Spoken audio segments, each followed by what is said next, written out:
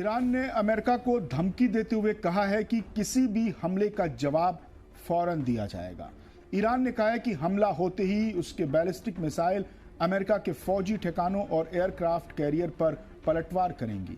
Iran की यह warning America के प्रेसिडेंट डोनाल्ड ट्रंप की उस धमकी के बाद आई जिसमें उन्होंने कहा था कि तेहरान के लिए वक्त तेजी से गुजर रहा है। इसके जवाब में ईरान के फॉरेन मिनिस्टर अब्बास अराक्ची ने कहा कि हमारी फौजें तैयार हैं, उनकी उंगलियां ट्रिगर पर हैं। हमारी जमीन, आसमान और समंदर के खिलाफ किसी भी हमले का फौरन और जोरदार जवाब दिया जाएगा। उन्होंने आगे कहा कि ईरान ने हमेशा आपसी फायदे वाले, निष्पक्ष और न्याय संगत न्यूक्लियर डील का स्वागत किया है, लेकिन धमकी, दबाव और बातचीत एक साथ नहीं हो सकती।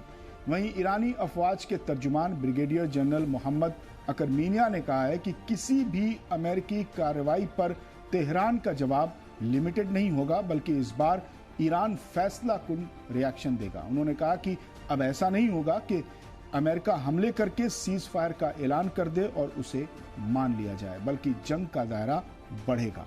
उधर यूरोपियन यूनियन ने भी इरानियन रेवोल्यूशनरी गार्ड कॉर्प्स को टेररिस्ट ऑर्गेनाइजेशन करार देते हुए उसे ब्लैक लिस्ट कर दिया है। इन सब के बीच यूनाइटेड नेशंस के चीफ एंटोनियो गुटरेस ने ईरान से न्यूक्लियर हथियारों को लेकर बातचीत करने पर जोर दिया है, ताकि एक ऐसी मुसीबत से बचा जा सके जिसके इलाके में तबाहकुन नतीजे हो सकते हैं।